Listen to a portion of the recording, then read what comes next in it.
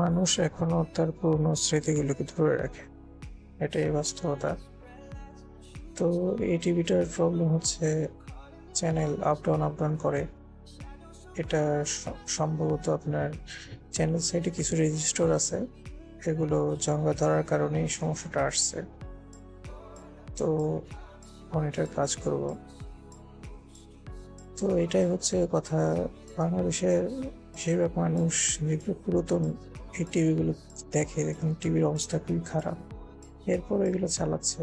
তার মানে এই না যে তার থেকে টাকা নেই, সে চাইলে কিন্তু ভালো একটা টিভি কিনতে পারে, কিন্তু আসলে এগুলো একটা স্মৃতির মতোই, এই কারণে মানুষ এটাকে ধরে রাখতেছে। টিভিটা খুললাম, খুলে দেখা গেল যে টিভির ভিতর কি পরিমাণে ময়লা, আর একটা টিকটিকি মরেও আছে। যাই হোক, এটা কাজ শুরু করবো। আজকে ভিডিও এতটুকুই। আমার ভিডিও যদি কারোর থেকে ভালো লেগে থাকে তো আমার চ্যানেলটি একটা লাইক দিয়ে দিই।